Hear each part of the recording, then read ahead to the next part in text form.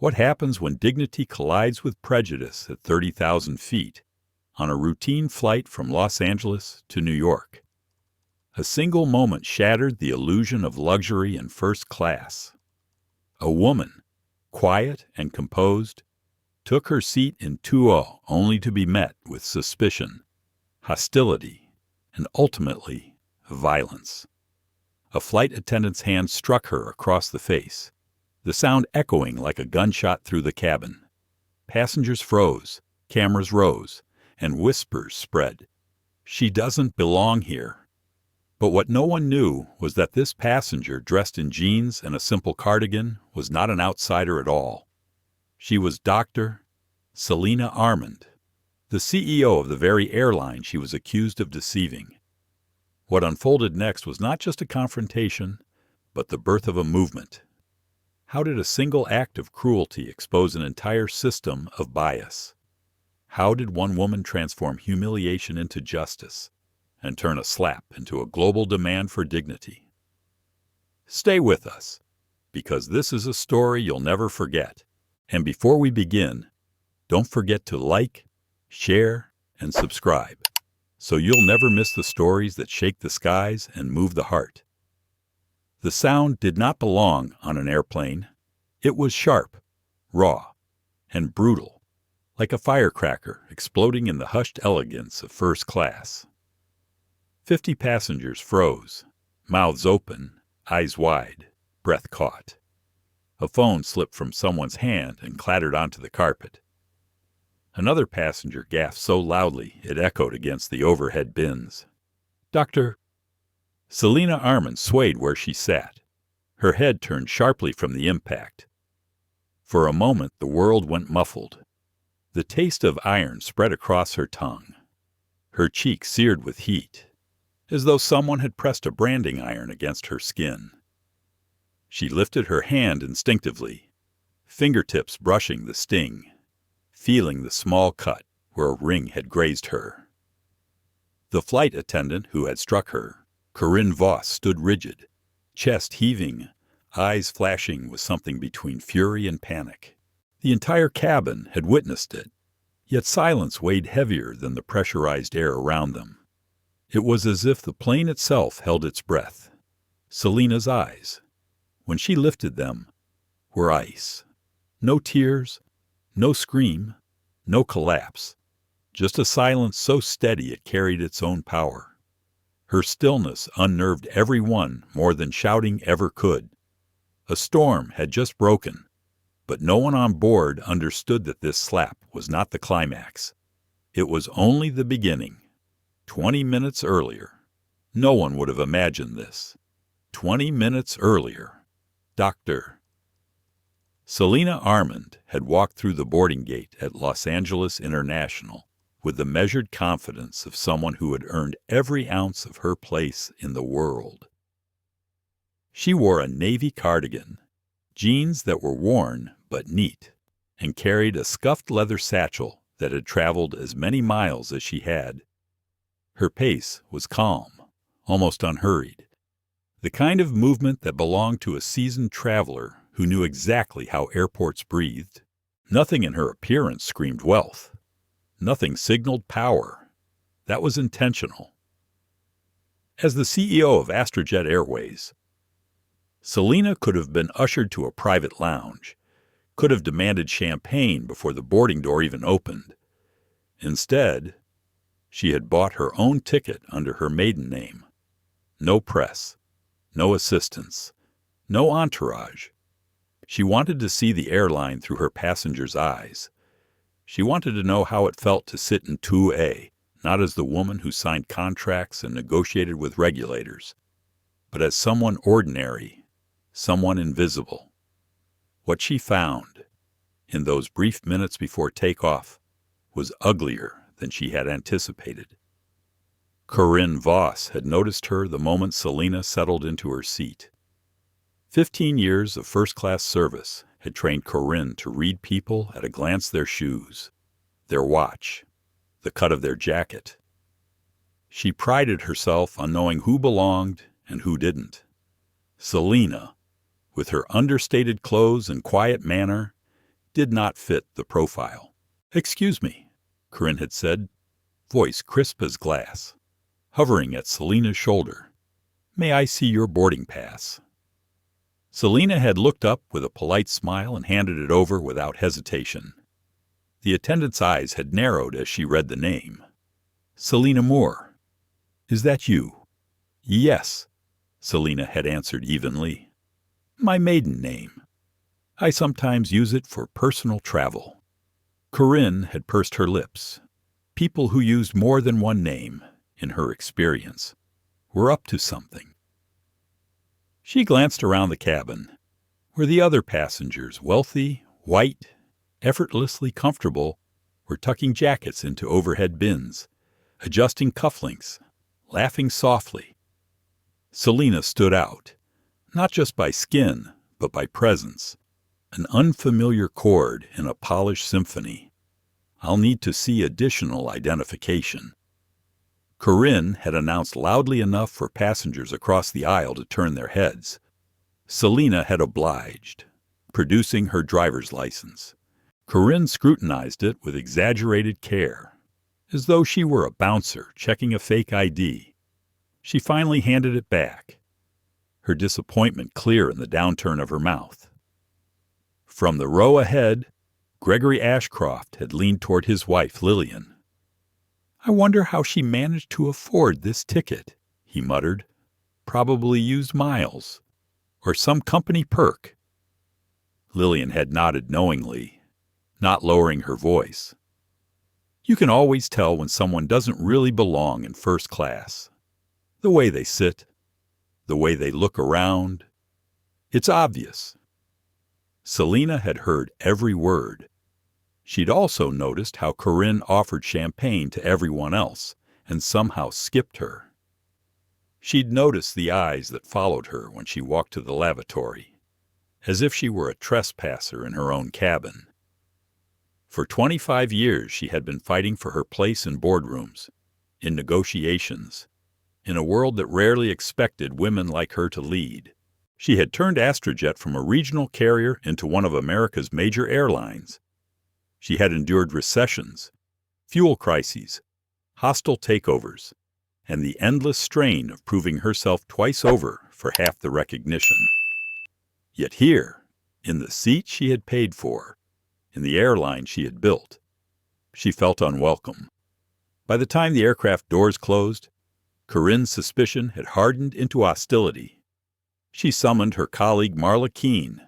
Together, they stood like sentinels at Selina's row. "Ma'am, we need to verify the authenticity of your ticket," Corinne declared. Selina had looked up from her laptop calmly. "You've already checked both my boarding pass and my identification. What exactly needs to be verified?" "There have been fraudulent tickets recently," Marla chimed in.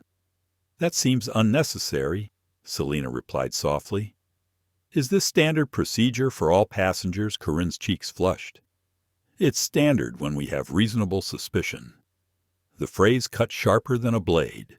Reasonable suspicion. Everyone in earshot understood the code. Selina had felt the knot form in her stomach. She had felt it before when store security trailed her between racks of dresses, when maitre d's sat her near the kitchen despite her reservation, when executives mistook her for someone's assistant instead of the one leading the deal. She had asked, voice steady. "And what exactly has aroused this suspicion?" Corinne had exchanged a glance with Marla. "You just don't seem like our typical first-class passenger." The euphemism was paper-thin. The cabin silence said everything.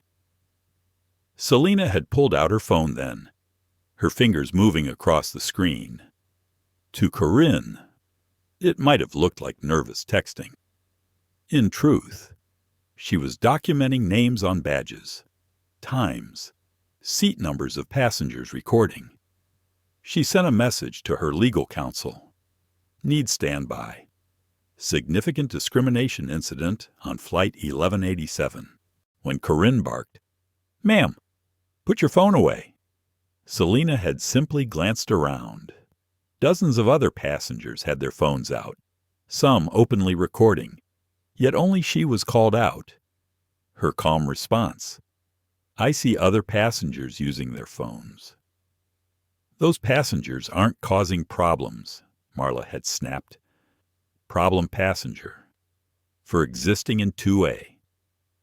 And then came the moment that cracked the fragile dam. Corinne had stepped closer, her voice sharp. "You people think rules don't apply to you." Gas rippled, phones angled higher. Selina had inhaled slowly, every muscle tight but her tone even.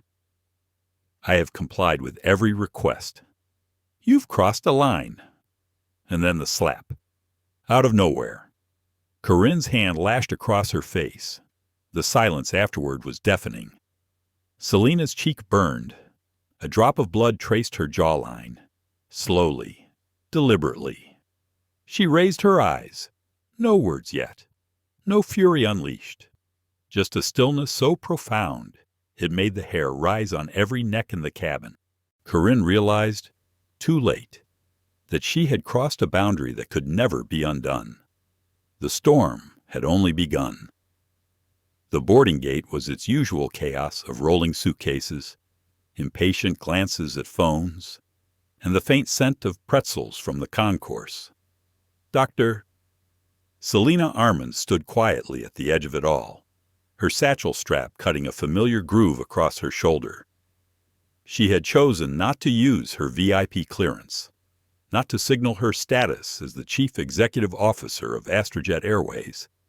Tonight she wanted to be invisible, to move through the same labyrinth her customers endured.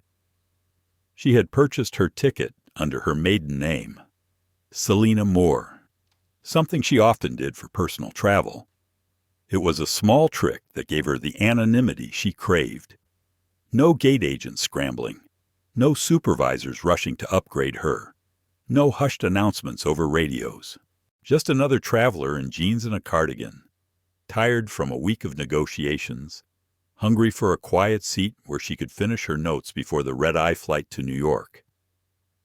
When the agent scanned her boarding pass, the beep was ordinary. She smiled politely and stepped onto the jet bridge, the hum of the air conditioning units echoing in the narrow tunnel. She inhaled the metallic tang of the aircraft door as she stepped across the threshold. The familiar scent of jet fuel and recycled air wrapped around her like a cloak. For her, airplanes were not just machines, they were memories, battles, victories. Selina's heart swelled for a moment as she walked into the first-class cabin. She remembered the day she had signed the papers for Astrojet's first wide-body purchase, how she had fought for every loan. Every skeptical banker who doubted a black woman could run an airline. This cabin, with its plush cream leather and brass fixtures, was the physical embodiment of decades of struggle. She slid into seat 2A. She placed her bag gently under the seat in front of her, not in the overhead. That bag had been with her in hotel boardrooms, on tarmacs at dawn, through security lines at foreign airports. It was her history, scuffed and softened, like her own skin weathered by time and persistence. She opened her laptop, the screen glowing against the dimmed cabin lights, and began to type. The murmurs of other passengers rose around her. The man in 1A, a banker by the look of his tailored suit and the platinum watch flashing on his wrist, was already complaining about a delayed catering cart. The couple across the aisle laughed softly at a shared joke. The hum of privilege filled the space, warm and self-assured. Selina had no envy for it. She had built her own path brick by brick, mile by mile. And then came the voice. "Excuse me, ma'am." Selina looked up to see Corinne Voss, senior flight attendant, standing with her hands folded neatly in front of her apron. There was no smile, no warmth, just suspicion wrapped in professional formality. "May I see your boarding pass?" Corinne's tone was clipped, as though Selina had already done something wrong. "Of course." Selina offered it with the practiced patience of someone who had faced scrutiny many times before. Corinne studied it. Her eyes lingered on the name. Selina Moore. Is that you? Yes. That's my maiden name. Perfectly valid for travel. Corinne's gaze flicked from the paper to Selina's face, then back again. Something in her expression hardened. She didn't move on. She didn't say thank you. Instead, she leaned slightly closer, voice lowering but no less sharp. Do you have additional identification? Selina's brows rose. Is that required? It is when I have questions. Around them? The cabin seemed to lean in. Gregory Ashcroft in 1B tilted his head just enough to catch every word. His wife Lillian shifted in her seat, eyes gleaming with the thrill of whispered judgment. Selina slid her license from her wallet and handed it over. Corinne held it longer than necessary, tilting it beneath the cabin light as if searching for imperfections. Finally, she returned it with reluctant finality. Thank you, Selina said evenly. Corinne walked away but not far. Her eyes returned again and again to seat 2A, her jaw tight. Selina felt the weight of that gaze but chose to focus on her laptop, her fingers steady on the keys. It wasn't long before Gregory leaned toward Lillian, his whisper carrying further than he realized. I wonder how she managed a seat like that. Probably some points upgrade. Lillian smirked. You can always tell. They don't carry themselves right. Selina exhaled slowly. She had learned long ago how to make her silence louder than words. She let their prejudice hang in the air, unacknowledged but undeniable. When Corinne returned with a tray of champagne, she skipped 2A. She offered crystal glasses to the Ashcrofts, to the banker in 1A, to the actress in 3C. Selina was left with nothing but the dry taste of injustice in her mouth. She remembered her grandmother's voice, soft and insistent, telling stories of being turned away from restaurants in Alabama. She remembered her mother, the first black student to walk the halls of an all-white high school, shoulders straight despite the glares. Selina had inherited their resilience, but she had also inherited their wounds. Tonight, both throbbed beneath her skin. The captain's voice crackled through the intercom, warm and practiced. Good evening, ladies and gentlemen. This is Captain Ethan Navarro. We'll be pushing back shortly. Welcome aboard Astrojet Flight 1187 nonstop to New York. Selina leaned back, closing her laptop. She wanted quiet. She wanted the hum of the engines to drown out everything else. But Corinne wasn't finished. She appeared again, this time with her colleague Marla Keene. Both stood at Selina's row, blocking the aisle with postures that said confrontation rather than service. Ma'am, we need to verify your ticket, Corinne announced loudly enough for 3 rows to hear. Selina looked up, calm but incredulous. You've already checked it. Twice. What more is necessary? There have been issues with fraudulent bookings, Marla said quickly, her tone mimicking authority. Selina tilted her head. Is this standard for all passengers? Corinne hesitated. It's standard when we have reasonable suspicion.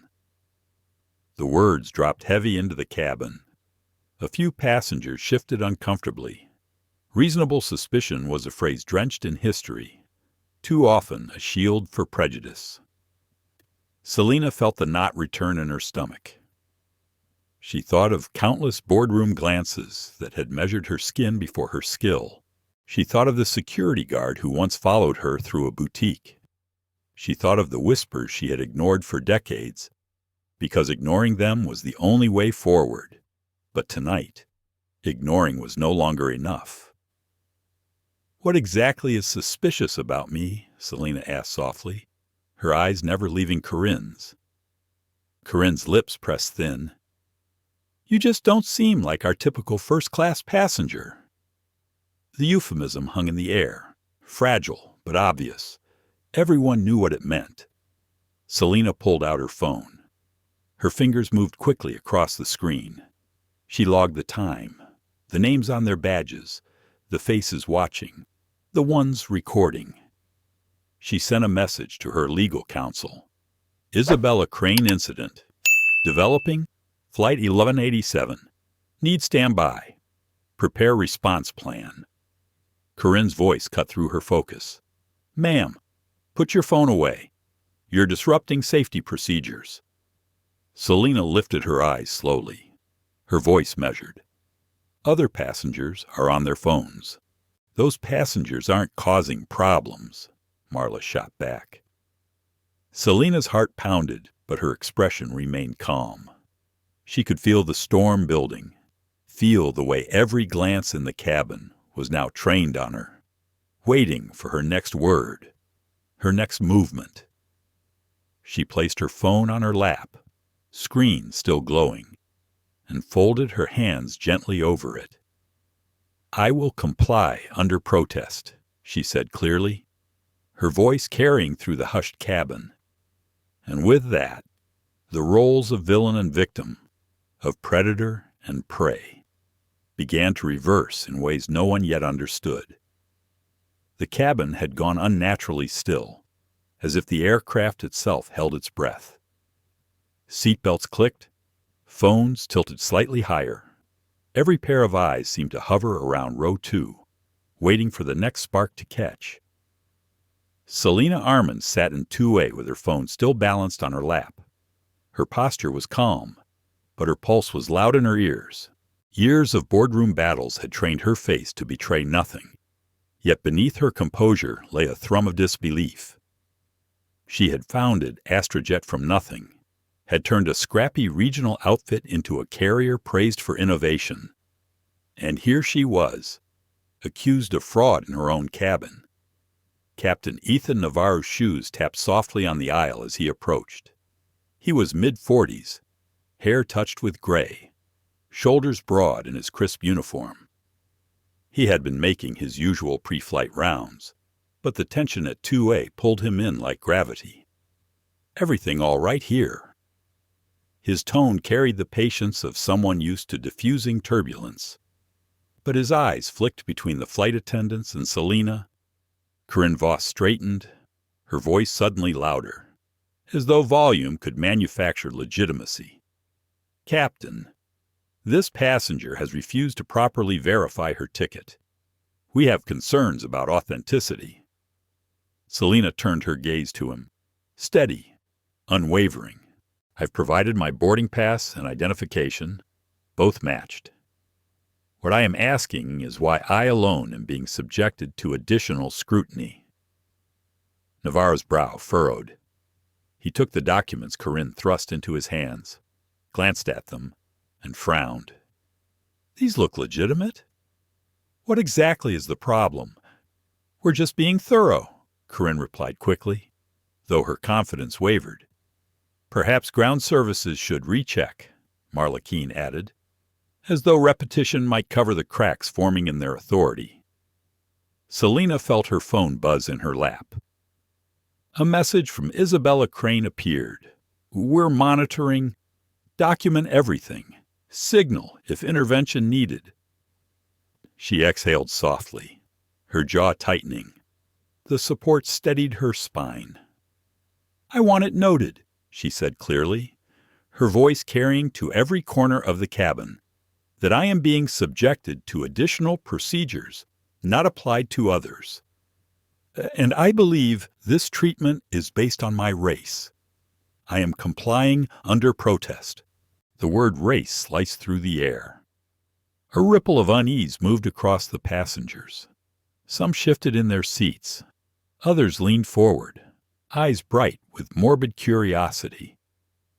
Gregory Ashcroft gave a low chuckle, whispering to Lillian, always pulling the race card, but even he looked uncertain.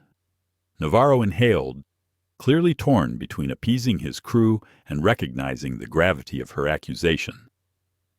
Before he could speak, the intercom crackled overhead. Captain Navarro, Ground services requesting you delay pushback. Station manager is en route. The timing was surgical. Within minutes, the forward door reopened. The noise of the terminal spilled briefly into the cabin before being cut off by the arrival of Victor Hale, Astrojet's airport manager. He strode down the aisle flanked by 2 uniformed security officers. His expression was all angles, carved from years of wielding authority like a blunt instrument. "Where's the problem passenger?" His voice was loud enough to echo against the overhead bins. Corinne pointed at 2A with the fervor of someone revealing a criminal. "That's her." Selina remained seated, her back straight, her hands resting calmly on her knees. The taste of blood memory filled her mouth, though her cheek was unmarked for now. "Ma'am," Hale began, planting himself in the aisle before her, "you need to come with us to resolve a ticket issue." Selina's head lifted slowly. "What ticket issue?" "My documents have been verified multiple times. There are concerns about authenticity." His words were flat, scripted, unsupported by any evidence. "Then verify electronically," she replied. "There's no reason I should be forced to deplane." Hale's jaw clenched. "You can either come voluntarily, or these officers will escort you." The threat hung heavy in the recycled air. The murmurs of passengers swelled. Phones were raised higher, red recording lights flickering like tiny fires. Selina thought of her grandmother again. Lunch counters, sit-ins. The sting of rejection coded as procedure. She thought of her mother's first day at an all-white high school. Books clutched like armor. She thought of herself decades of walking into boardrooms where her presence was tolerated only because her numbers silenced doubt. She inhaled deeply.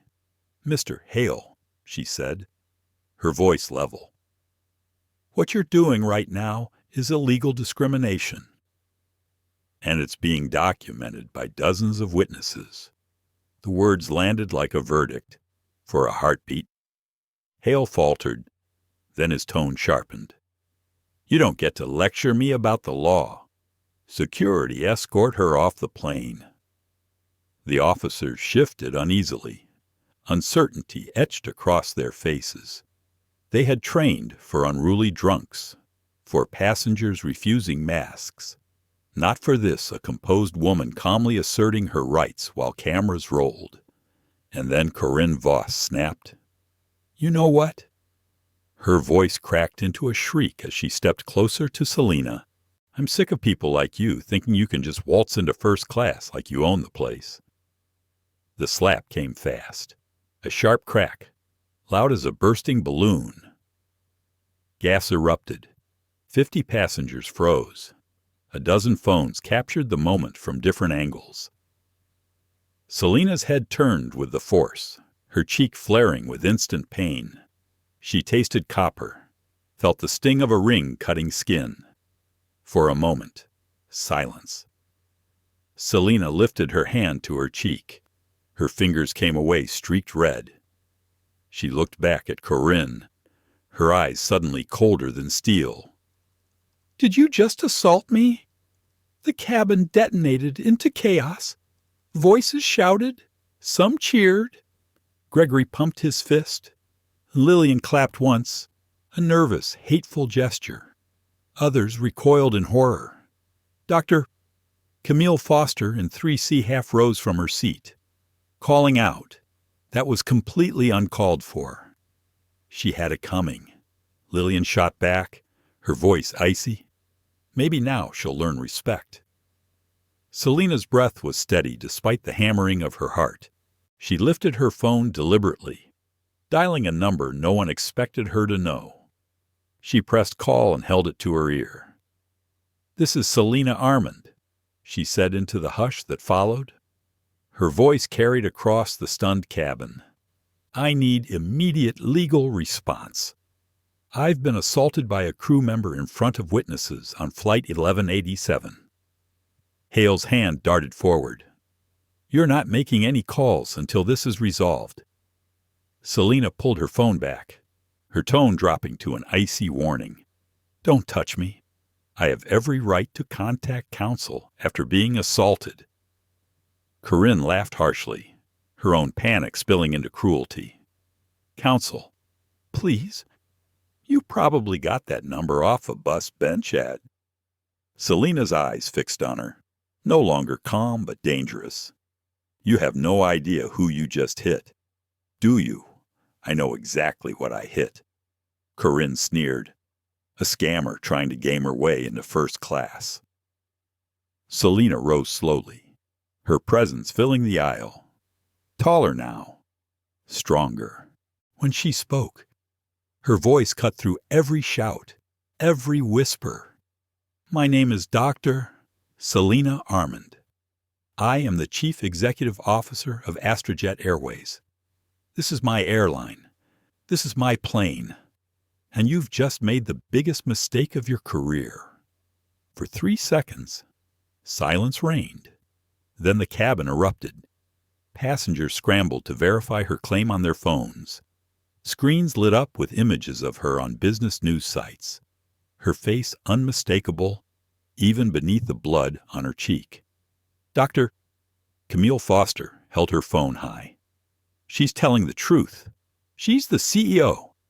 Corinne staggered back, her face white. That's impossible, she whispered.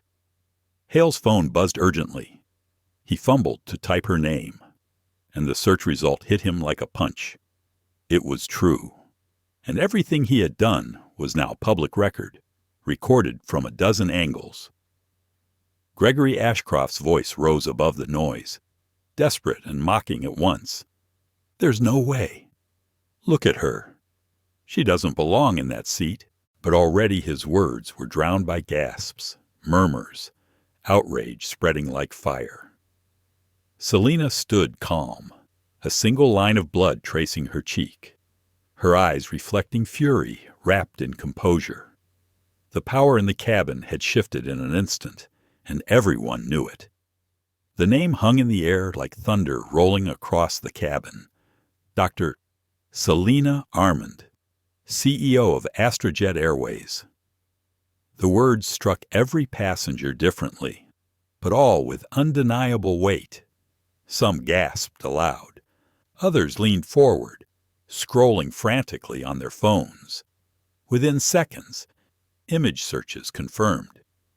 Hit magazine covers, keynote speeches, photos from Wall Street Journal profiles. The woman standing in the aisle with blood on her cheek was undeniably the same person whose vision had redefined the airline they were sitting on. Corinne Voss's lips trembled, her eyes darting around as though searching for an exit that no longer existed. The fierce authority she had wielded moments before had drained out of her, leaving only a pale shadow.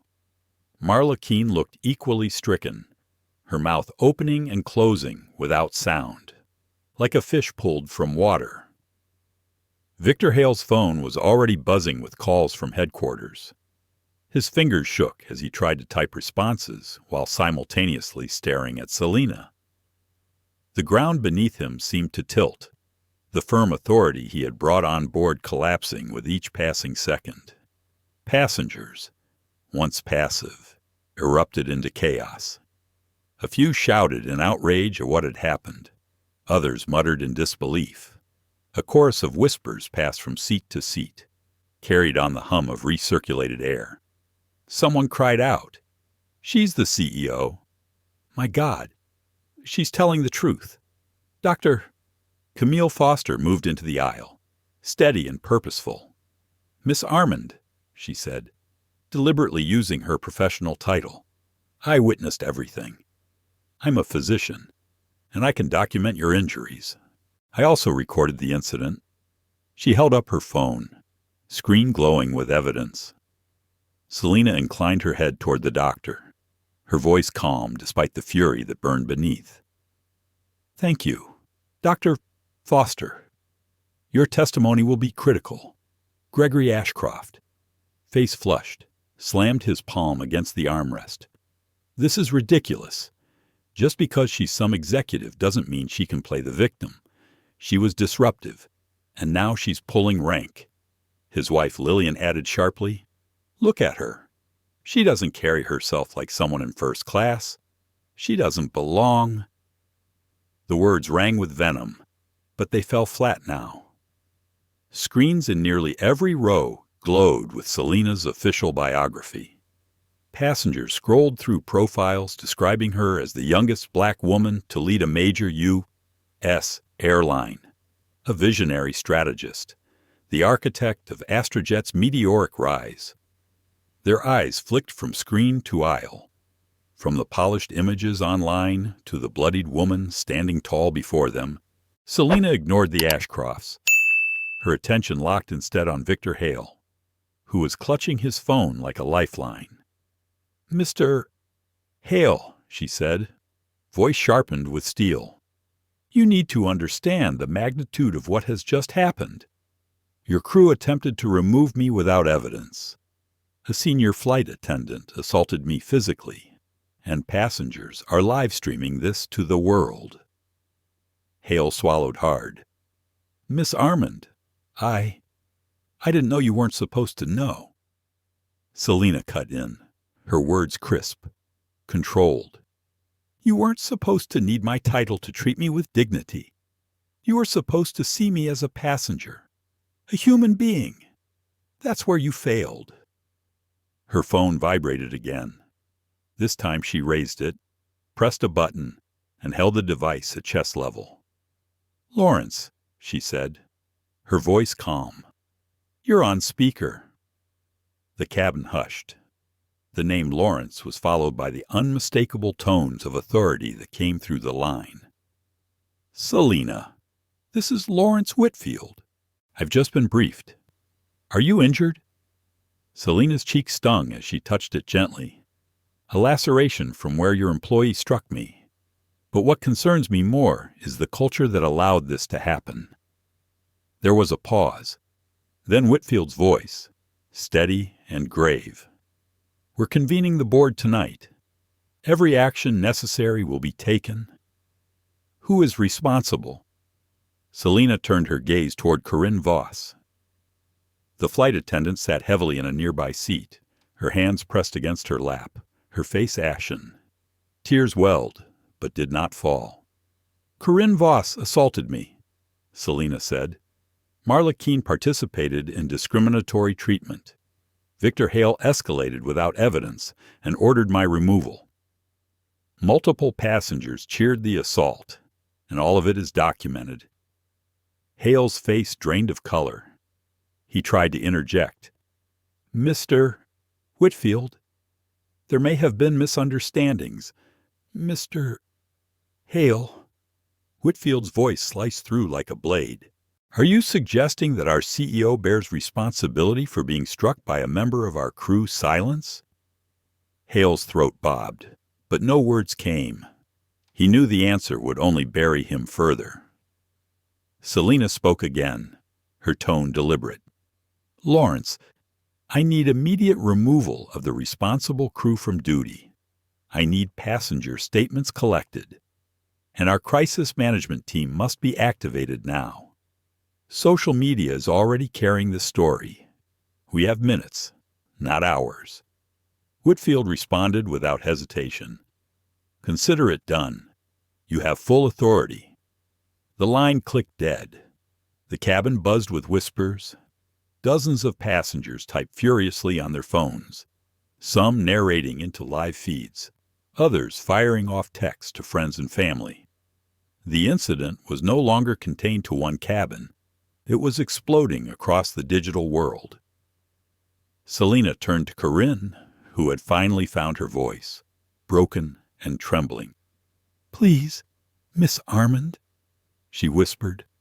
"I didn't know who you were." I never would have Selena's eyes locked onto her, hard as stone. That's the problem. You should not need to know my identity to treat me with basic human respect. This didn't begin when you hit me. It began the moment you decided I didn't belong. The truth of her words settled over the cabin like a heavy blanket. Some passengers shifted uncomfortably, realizing they had looked away or stayed silent when bias first unfolded. Dr. Foster stood taller. She's right. I saw it. You scrutinized her boarding pass longer than anyone else's. You skipped her when offering service. This was discrimination, plain and simple. Selina nodded once. Your testimony will matter. Doctor, thank you. Meanwhile, the two security officers who had flanked Hale stood awkwardly by the forward galley. Their eyes flicked between their body cameras and Selina, caught between past instructions and the shifting power dynamic. The authority they thought they served was evaporating before their eyes. Selina's cheek burned, but her voice remained calm. Corinne Voss, you are terminated effective immediately. Security will escort you off this aircraft, and you'll receive formal paperwork within 48 hours. Victor Hale, your position is no longer tenable. Your failure to de-escalate and your willingness to enable discrimination mean you are also relieved of duty. Security, you'll escort them both. Gas echoed. Brenda, no. Corinne began to sob openly now, her pleas tumbling out between shaky breaths. I have children. Miss Armand, please, I need this job. Selina's expression softened slightly, but her words were unyielding. Your children deserve a mother who treats all people with dignity. Perhaps losing this job will force you to become that person. The officers moved forward reluctantly. Hale rose from his seat, his phone still in his hand, his expression hollow. He knew his career was over before his feet even touched the aisle. The cabin was alive with reactions. Some passengers applauded, clapping loudly as though justice had been served before their very eyes. Others looked on in stunned silence, wrestling with the weight of what they had just witnessed. Selina turned to the passengers, her voice rising above the hum of whispers. Ladies and gentlemen, I want to thank those who spoke out against injustice tonight, for those who celebrated violence against me. I want you to think about what that reveals about your character. Justice doesn't stop at seat assignments or ticket classes. It begins with how we treat one another. Her words rang clear, carried on the recycled air, etched into the recordings of dozens of phones. At that moment, Gregory Ashcroft tried to slink lower in his seat, but Selina's eyes caught him. Mr.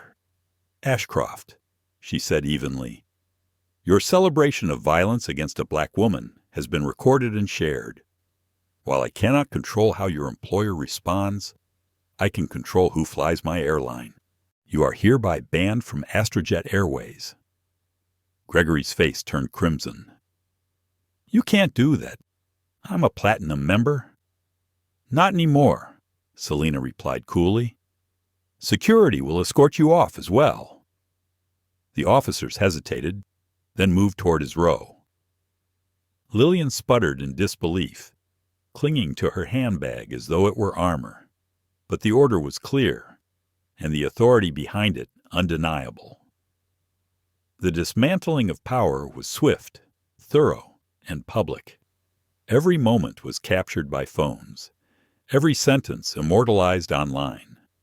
The storm that had begun with suspicion had now revealed its eye calm, commanding and absolute. Selina returned to her seat at 2A. She touched the cut on her cheek again, wincing at the sting, but her posture never faltered.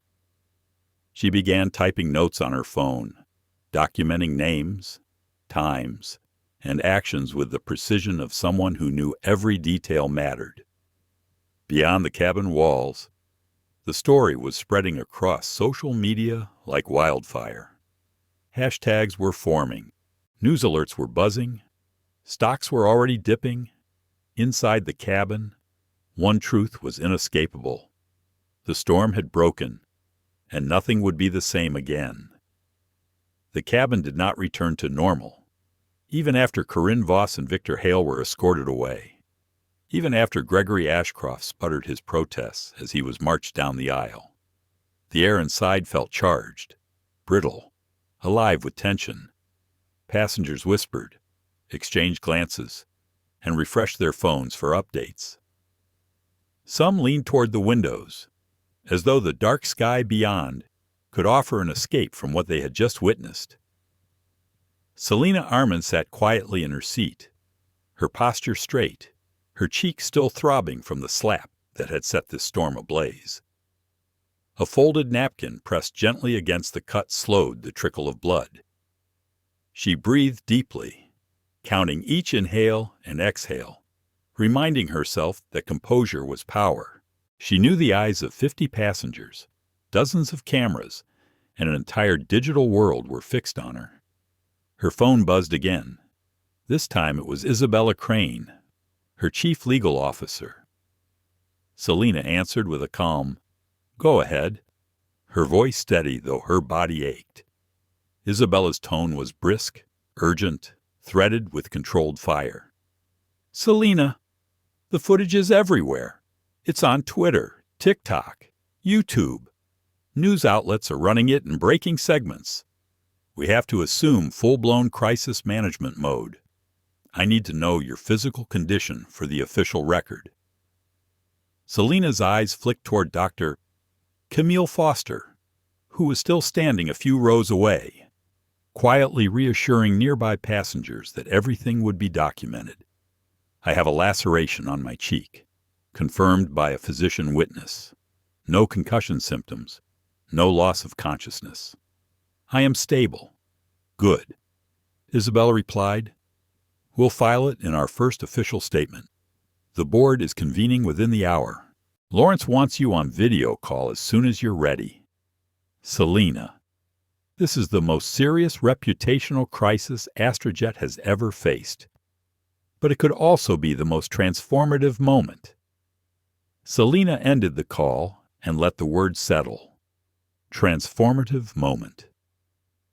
She had always known that change in culture required pressure, often pain, but she had not expected the pressure to come in the form of a slap across her face, witnessed by the very people her airline served.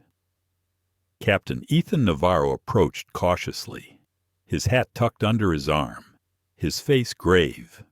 "Miss Armand," he said, lowering his voice so only she could hear, "I want to apologize again. What happened is unacceptable. The flight deck is prepared to follow whatever instructions you give. We're at a crossroads here. Do we push back, or do we hold?" Selina looked up at him. His eyes held sincerity, but also fear. He knew that his own career was tied to the decisions unfolding in this cabin. "We hold," Selina said firmly, "until the board call concludes. We will not move this aircraft. Safety and accountability come before schedules." Navarro nodded once, relief mingled with tension. "Understood. I'll brief the crew." When he left, Selina's thoughts drifted inward, to the quiet battles that had defined her life. She remembered the first time she applied for a pilot internship in her 20s, dismissed because women rarely make it through. She thought of the boardroom, where an investor once told her she was too aggressive for leadership, when her male counterparts had been praised for the same quality. She thought of her grandmother's voice, warning her that some people would always see her as an intruder in spaces she had built with her own hands. And now here she was, in the very airline she had built from the ground up, being told once again that she did not belong. The ache in her cheek was nothing compared to the deeper ache of recognition. Her phone rang again. This time, the number was direct from Lawrence Whitfield. She answered, switched to speaker, and held the phone on her lap so the nearest passengers could hear. "Selina," Whitfield's voice was firm. "The board is assembled. You have full support. Tell us what you need." Selina inhaled, steadying herself. "I need clarity. First, The removal of crew responsible. That has been done. Second, I need passenger statements collected. Third, I need assurance that every step we take will show the world Astrojet does not tolerate discrimination at any level. You have it, Whitfield said without hesitation. We'll deploy the crisis management team immediately. Press inquiries are pouring in. Darren Wells is drafting a statement, but he needs your voice, your framing. Selena. The public will believe this story not just because of the video, but because of how you tell it. Selena closed her eyes briefly, feeling the weight of that truth. Her story was no longer hers alone.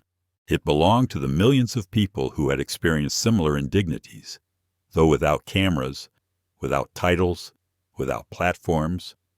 She felt the responsibility settle into her bones. I'll record a statement before we land, she said. Not corporate jargon. Human words. This isn't just about me. It's about every passenger who has been told they don't belong. We will set the standard. There was silence on the other end for a long moment. Then Whitfield spoke softly. That's why you're the one leading us. We'll follow your lead. The board is with you. The call ended. Selena turned to Dr. Foster. Will you help me document the injury properly? Of course, the physician replied. She gently examined the cut. Her touch professional, her notes precise. You'll have a formal statement from me, along with photographic evidence. This will hold up in any investigation.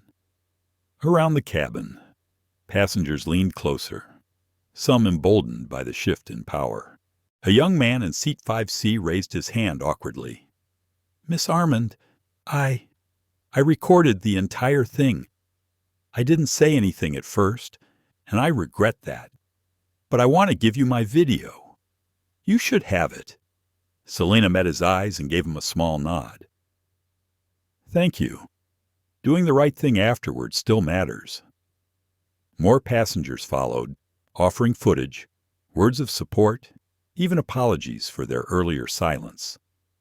Not everyone joined, some remained stiff, defensive, but the tide had shifted. The cabin was no longer a place of suspicion. It was becoming a place of reckoning.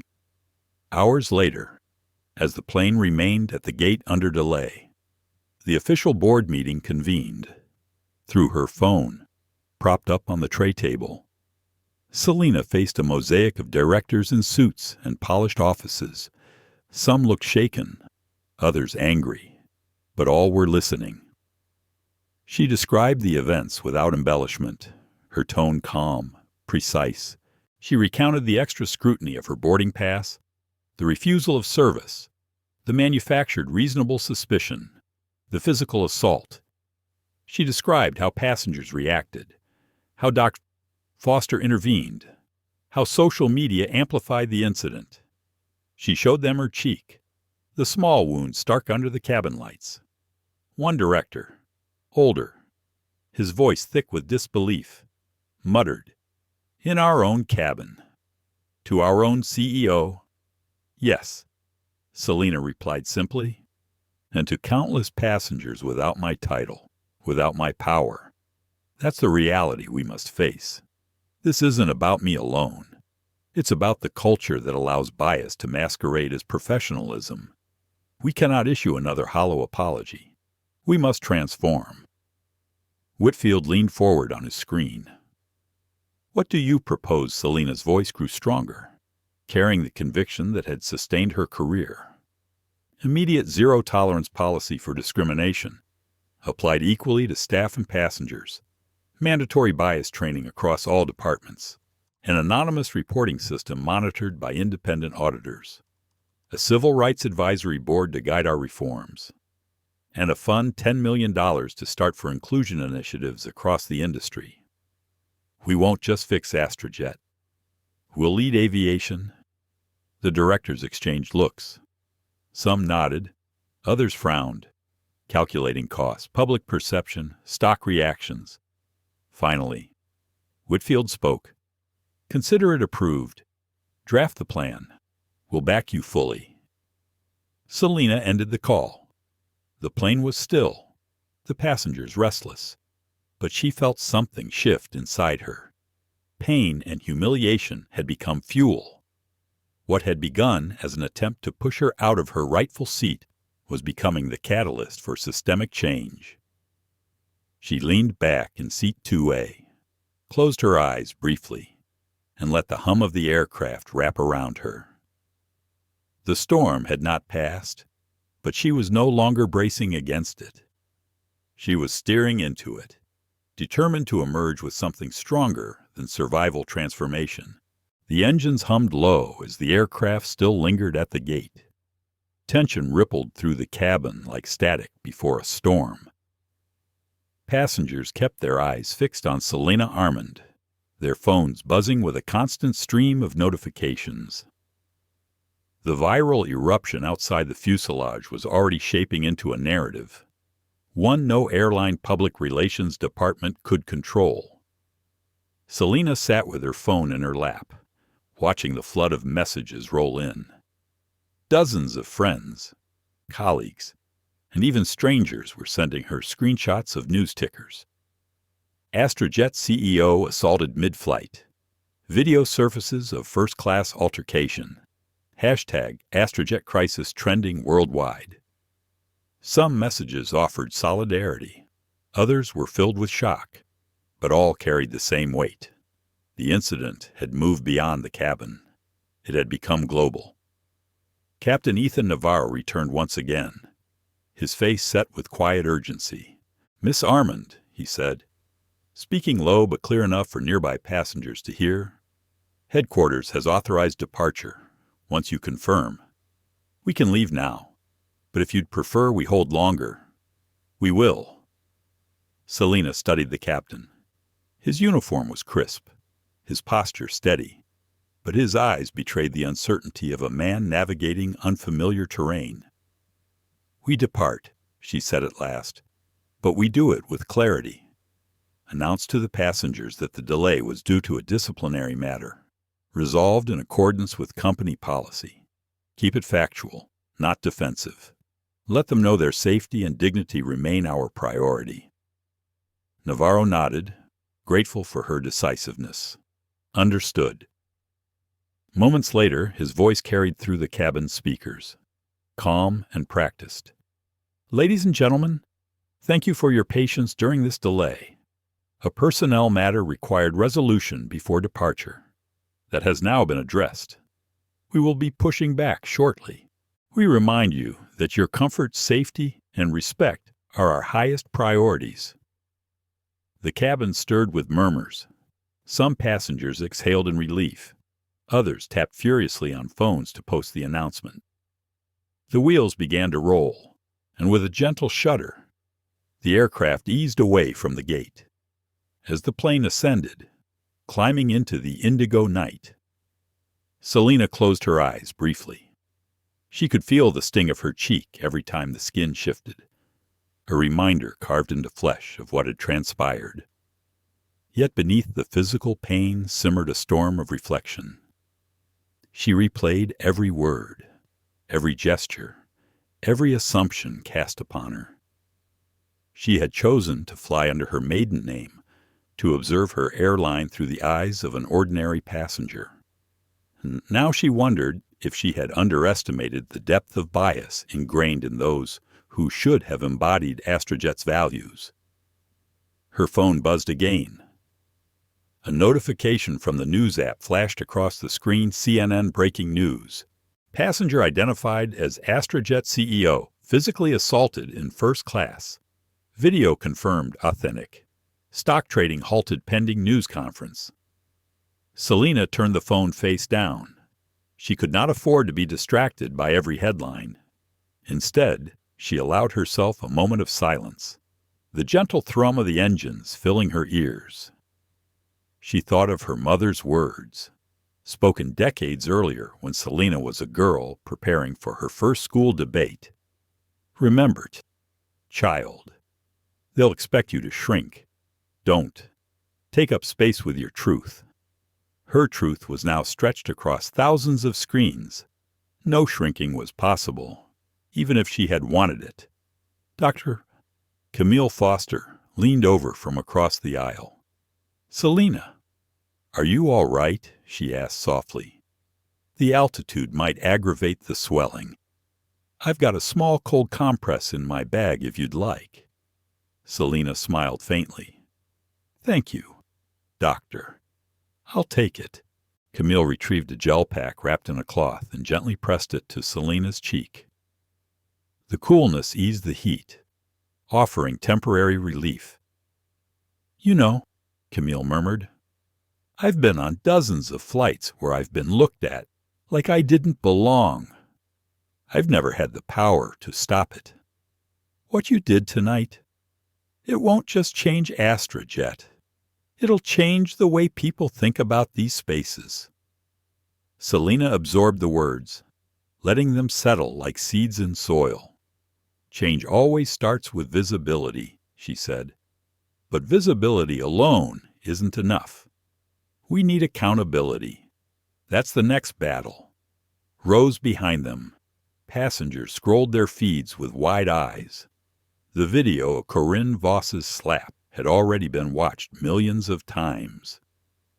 The audio of Selina's declaration, "This is my airline. This is my plane," was circulating with captions, memes, and hashtags. Supporters framed her as a symbol of dignity. Critics muttered about overreaction. The internet was already polarized, but it was impossible to ignore. Meanwhile, at 35,000 feet, Selina was drafting her own words. On her tablet, she opened a blank page and began to type a personal statement. She did not write like an executive. She wrote like a human being. She described the humiliation of being treated as if her very presence in first class was suspicious.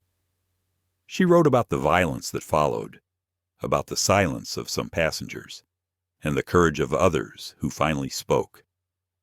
She wrote about her duty, not just as CEO, but as a black woman who had lived these patterns before, to call them what they were and to demand something better. Her fingers hesitated at times, her thoughts circling inward. She wondered if she was being too vulnerable, too raw. Would shareholders see weakness where she meant to show truth? Would the world reduce her to a single headline? Forgetting the decades of leadership behind her, she stopped typing and looked out the window. Clouds streaked silver under the moonlight, endless calm, indifferent to human affairs. She whispered to herself, "No shrinking." Then she resumed typing, letting her words pour unfiltered. 2 hours into the flight, Darren Wells, the communications director, called through the satellite line. Selina answered quietly, conscious of curious eyes around her. "Selina, the press is waiting. We've drafted a holding statement, but honestly, it sounds hollow compared to what you wrote. May I suggest we release your draft, slightly refined, as the official message Selina considered, only if it stays authentic. No corporate dilution. People don't need jargon. They need humanity." Darren agreed. "We'll keep it raw. I'll have Isabella review for legal compliance, but your voice will lead." When the call ended, Selina leaned back, exhaustion pressing against her. The adrenaline that had carried her through confrontation was ebbing, leaving a heavy weariness. She let her mind drift toward the ordinary memories of quiet evenings with a book, mornings jogging near the coast, laughter with old friends. These fragments reminded her that she was not only an executive or a symbol, she was a human being, vulnerable and imperfect, who had been forced into a spotlight she had not sought tonight. The cabin eventually dimmed as lights softened for the long journey east. Some passengers slept uneasily. Others continued to film surreptitiously, unwilling to let the spectacle fade.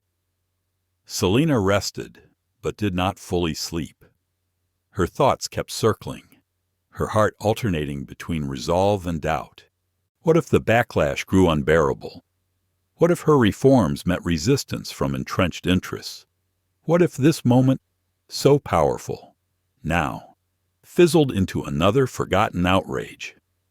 Her hand closed around the leather strap of her messenger bag, the same bag she had carried for years. Inside it were notes, sketches, and reminders of projects still unfinished. She reminded herself that leadership was never about certainty. It was about walking forward even in doubt.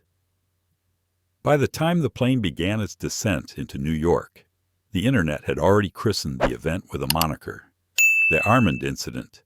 Journalists, politicians, activists, and celebrities had joined the conversation. Some praised Selena as a beacon of courage. Others criticized Astrojet for allowing the incident to happen at all. The narrative was spinning faster than the engines beneath the wings. As wheels touched the runway, a ripple of anticipation surged through the cabin. Passengers craned their necks, aware that news cameras likely waited outside the terminal. Selena exhaled slowly, centering herself. She had faced storms before, but never one broadcast live to millions.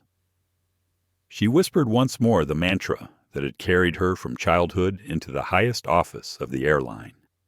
No shrinking, not now. The wheels touched down on the runway at John F. Kennedy International with a jolt that rippled through every passenger's body. The aircraft decelerated, engines roaring before they settled into a steady hum. For a moment, there was silence, that liminal pause between flight and arrival, as though the whole cabin braced itself for what awaited beyond the jet bridge. Selena Armand felt it in her bones. This landing was unlike the dozens she made every year. Tonight the ground itself seemed to vibrate with anticipation. She pressed her hand gently to her cheek. The swelling had lessened, but the skin still burned. The scar would fade with time. But the memory of Corinne Voss's hand striking her in full view of strangers would not. As the plane taxied to the gate, murmurs rose again among the passengers. Dozens of phones lit up, feeds refreshing, comments flooding, headlines flashed across screens. Video of CEO assaulted on her own airline. Armand Incident becomes global flashpoint. One passenger whispered to another, "They're outside. I can see the cameras already." Another muttered, "This is bigger than the airline. This is history." Captain Ethan Navarro's voice filled the cabin. "Ladies and gentlemen, welcome to New York. For your safety, please remain seated until the seatbelt sign is turned off. We appreciate your cooperation this evening." His words carried professional calm, but even he knew nothing about this arrival was ordinary. Through the oval window, Selena could see the glow of floodlights. Satellite trucks were parked along the service road. Journalists clustered near the terminal. Microphones and cameras pointed like weapons ready to capture every movement. Astrojet security personnel stood in a loose formation, their earpieces glowing faintly. She recognized the familiar outline of Darren Wells near the front, phone pressed to his ear, orchestrating the chaos. When the seatbelt sign pinged off, the passengers erupted in movement. Some rushed to collect belongings. Others paused to capture one last photo or video. Selena stayed seated. She did not move until the last passenger in her row had passed, until the aisle cleared just enough for her to step into it with deliberate composure. "Dakar!" Camille Foster touched her arm gently. "Do you want me to walk with you?" Selena considered. Yes, not for protection, for solidarity. Together, they moved forward. Eyes followed. Phones lifted. The entire cabin holding its breath. In that moment, Selena felt both exposed and empowered. Every step carried the weight of decades of silent indignities, of moments when her presence had been doubted, questioned, diminished. Tonight she carried them all into the light. At the threshold of the jet bridge, the first camera flashes erupted. Security moved quickly, forming a human buffer, but the microphones were already extended toward her. Voices shouted over one another. "Selina, do you plan to press charges? Is this the end for Astrojet? How does it feel to be assaulted on your own airline?" Selina raised a hand, not to silence them, but to steady the moment. "I will address your questions shortly," she said clearly, her voice carrying over the crowd. "For now, understand, what happened tonight was not about me alone. It was about a culture that permits bias to masquerade as professionalism. That ends here." The words sent a tremor through the press line. Reporters leaned in. Cameramen adjusted focus. Live streams pinged with hearts and fire emojis. Behind her, passengers streamed out, some nodding in support, others avoiding eye contact, unwilling to become part of history. As Selina reached the terminal lobby, she was met by Darren Wells. His suit was rumpled, tie loosened, but his eyes burned with determination. "Selina, the board is on a secure line in the conference room we've set up. Lawrence Whitfield is waiting. Isabella is already preparing legal filings. We've arranged medical staff as well. And," he hesitated, glancing toward the cameras, "they're demanding a statement immediately. If you don't speak, they'll shape the story without you." Selina looked at him steadily. "Then we speak, but not as an apology tour. As truth." Darren nodded. "The press conference is set for 30 minutes from now. We'll move you through the service corridors to avoid the worst of the crowd." Selina glanced back toward the glass where reporters pressed against the barriers. Their faces were hungry, but not for blood. They wanted clarity. She drew in a slow breath. "No back doors. I walk out there. They saw me assaulted in public. They'll see me answer in public." Camille's eyes softened. "That will take courage," Selina replied. "Courage is the only currency that matters tonight." Security hesitated but followed her lead. Together they stepped into the glare of the lobby. The noise exploded instantly, questions overlapping, camera flashes strobing. Selina did not flinch. She walked to the podium, hastily erected near a column, the Astrojet logo hastily taped to its front. She placed both hands on the wood and leaned in slightly. Her voice cut through the din. "Tonight, on Flight 947, I was treated as though I did not belong in a space I helped build. I was questioned, doubted, and finally assaulted by a member of my own airline's crew. Some of you saw it. Millions more are watching it now. Let me be clear, this is not just about me. It is about every traveler who has been judged not by their boarding pass, but by their skin, their clothing, their accent, their gender. It is about systemic bias that cannot be explained away as a misunderstanding." The crowd hushed. Even the clicking of cameras slowed. She continued, "Astrojet will not hide behind excuses. We will not wait for regulators to compel us. Effective immediately. The employees responsible for this incident have been removed from duty. We are launching an independent investigation into our training, our hiring, and our culture, and I promise you, as the woman entrusted to lead this airline, change will come quickly, and it will be real." Reporters shouted follow-up questions, but she held her hand again. "I will not answer further tonight. I have a duty to my board, to my employees, and to our passengers to ensure every step is deliberate. But remember this, dignity is not optional. Respect is not earned by wealth or by status. It is the right of every human being who steps onto an airplane. And as long as I lead Astrojet, that will be our standard." The crowd erupted with questions again, but Selina stepped back. Darren moved in, guiding her toward the waiting conference room. Camille walked beside her, a steadying presence. Behind them, cameras continued to flash, but the message had already been delivered.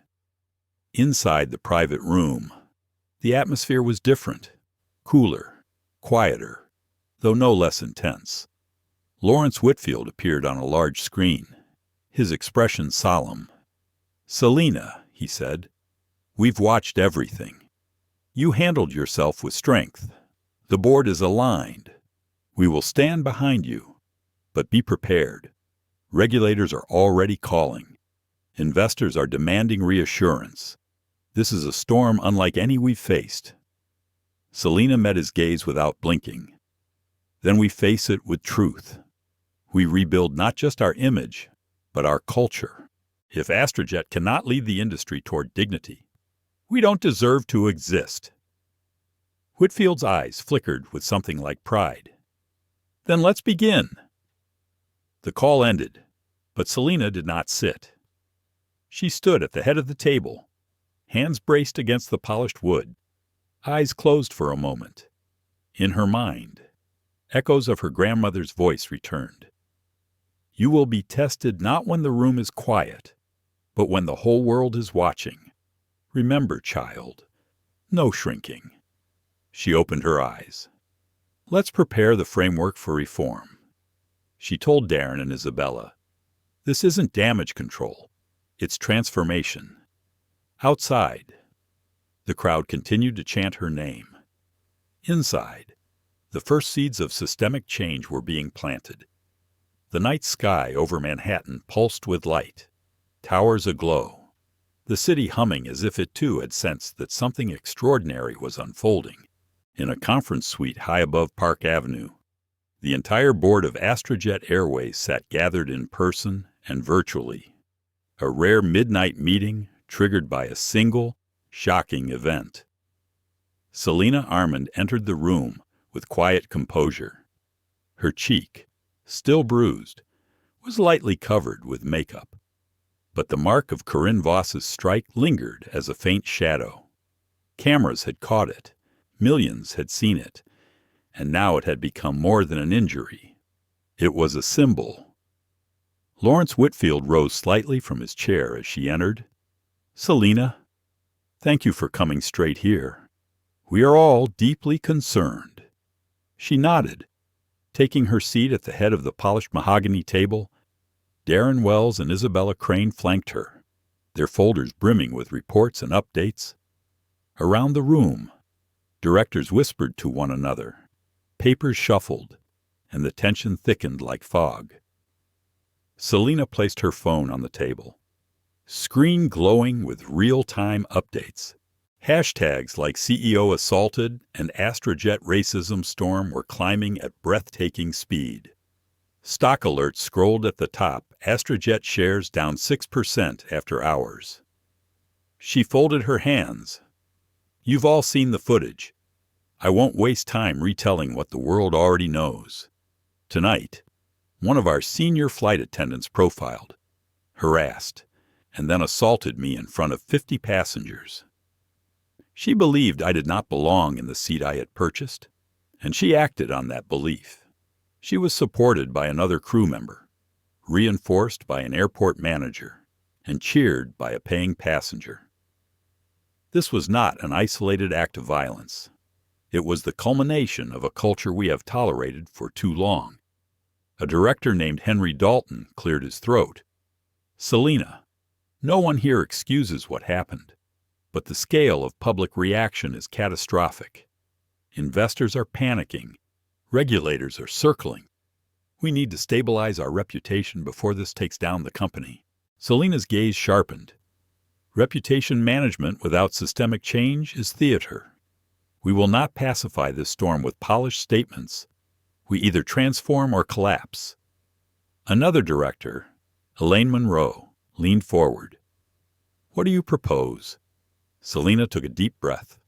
The weight of generations pressed against her chest, but she spoke with steady clarity. "We implement a zero-tolerance policy for discrimination, effective immediately. Every employee, from gate agent to executive, undergoes rigorous bias and empathy training. We launch an anonymous reporting system, independent from local supervisors, to capture incidents in real time. And we establish external audits with civil rights organizations to hold us accountable. The room erupted in murmurs. Some directors nodded, others shifted uncomfortably. Dalton raised his hand. Selina, those measures sound noble, but they will be costly, disruptive, and may trigger union resistance. We're already hemorrhaging in after-hours trading. Our priority must be investor confidence. Selina turned her chair toward him, her voice still calm, but carrying a razor edge. Henry, tonight investors saw an airline whose CEO was slapped in first class. They saw staff escalate rather than de-escalate. They saw racism unmasked in real time.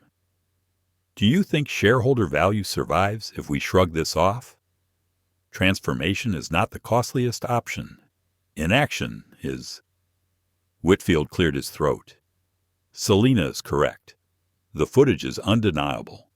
If we do not respond with authenticity, regulators will do it for us, and at 10 times the price.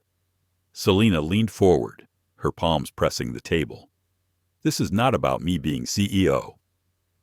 If Corinne Voss had slapped any other black woman in that cabin, this story would still have exploded. The only difference is that I have a platform. What we do now will decide whether Astrojet is remembered as an airline that covered up a scandal or one that led the industry into a new era.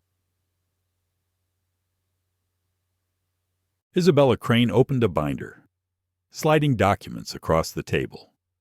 We've drafted immediate suspensions for Corinne Voss, Marla Keene, and Victor Hale. We recommend permanent termination pending investigation. We're also preparing filings to regulators signaling our cooperation. That buys us credibility. Selina nodded. Approved. But beyond discipline, we must build trust. Elaine spoke again. You want to create a dignity standard, don't you? Selina allowed herself a brief smile. Yes. Every passenger, regardless of race, class, or appearance, must be treated with equal respect. Dignity will not be optional. We will institutionalize it. That is how we turn this disaster into a turning point. Dalton frowned. What if employees resist? What if customers mock this as political posturing? Selina's eyes flashed. Then we explained that respect is not politics. It is survival. And if an employee cannot embrace that, they have no place here. If a customer cannot accept it, they may fly elsewhere. Our values will be non-negotiable. The silence that followed was thick, but not hostile. Several directors exchanged looks of reluctant admiration. Whitfield leaned back, tapping his pen against the table. I propose a board vote. Do we authorize Selina to enact sweeping reforms, including the dignity standard, external audits, and immediate terminations? Hands rose around the table, one after another. Even Dalton, after a pause, raised his reluctantly. The motion passed unanimously. Selina exhaled slowly, relief mingling with resolve. The first battle was won, but the war would be harder. She knew this was only the beginning.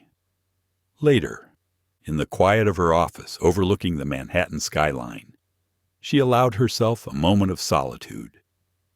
She sank into the leather chair, pressing her fingertips together. For the first time all night, the mask of calm cracked slightly. She replayed the slap in her mind, the sting on her cheek, the humiliating silence that followed. She thought of her mother, who had once been refused a job at a bank despite her qualifications, told by the manager that people like you don't belong here. She thought of her grandmother, who had marched in Selma and carried scars on her legs from police batons. Selina whispered aloud to the empty room, Did I do enough? Am I strong enough to carry this storm? The city lights twinkled like silent witnesses. Her reflection in the glass looked back at her, weary yet unbroken. Her phone buzzed. A message from Camille Foster. "You did more than survive tonight. You turned pain into purpose. Don't doubt yourself." Selena allowed a tear to form, but she brushed it away quickly. Tomorrow she would face reporters, regulators, employees, and passengers. Tomorrow she would begin reshaping an airline and perhaps an industry.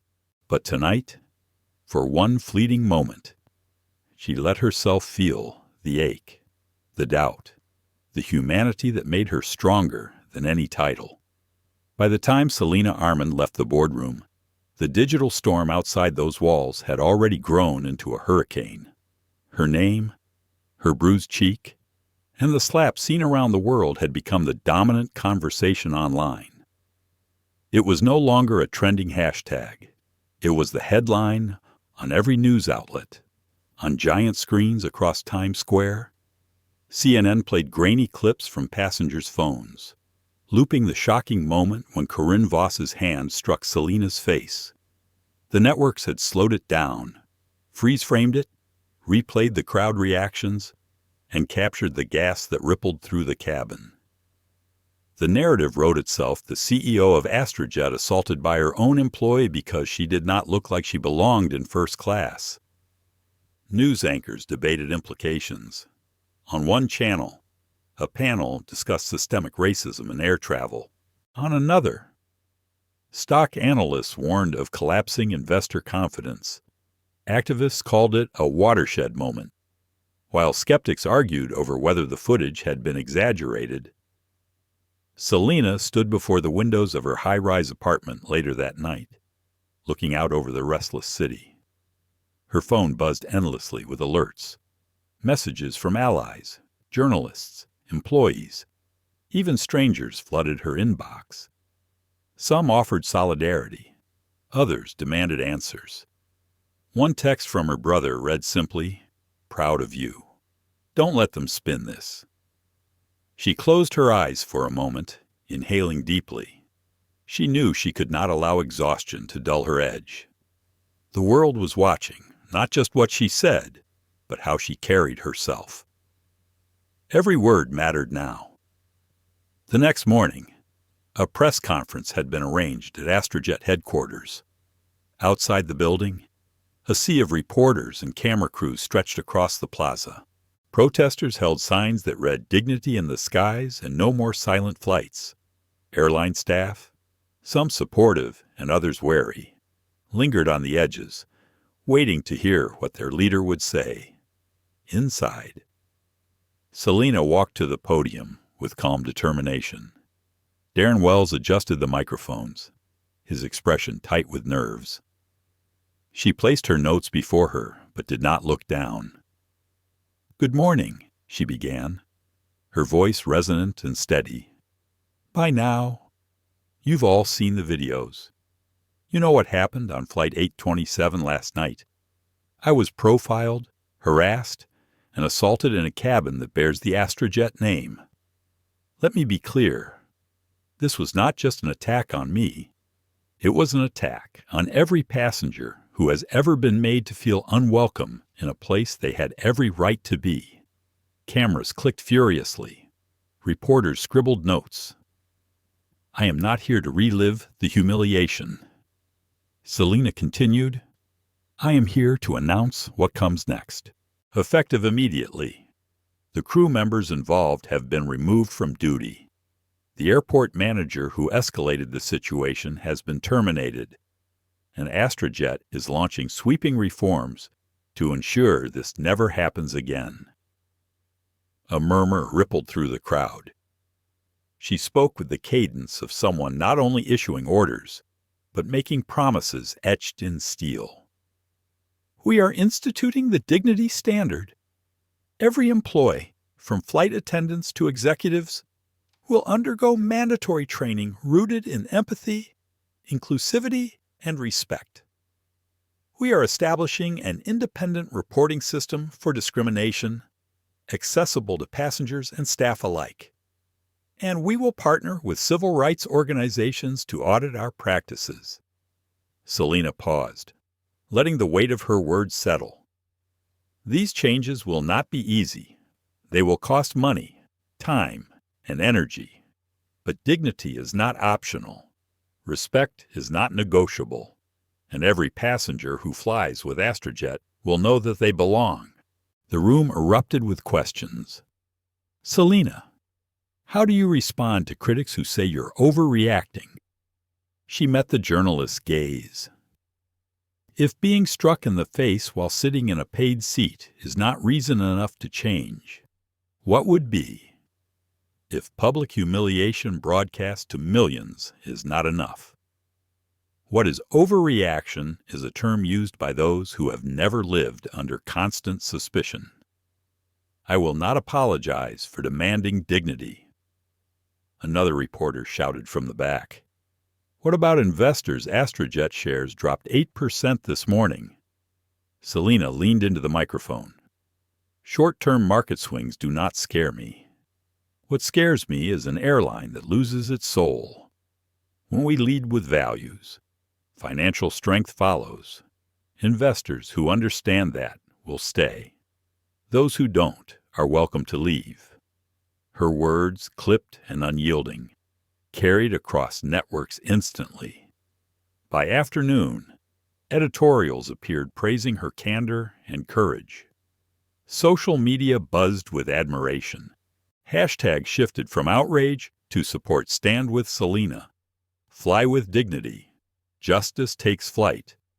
But backlash brewed as well. On certain corners of the internet, detractors painted her as a manipulator exploiting identity politics. Anonymous accounts accused her of orchestrating the event for publicity. Some even claimed she had staged the slap. Selina read these attacks late at night in silence, scrolling past cruel words. For a moment, doubt gnawed at her. Had she overexposed herself? Was the dignity standard too ambitious?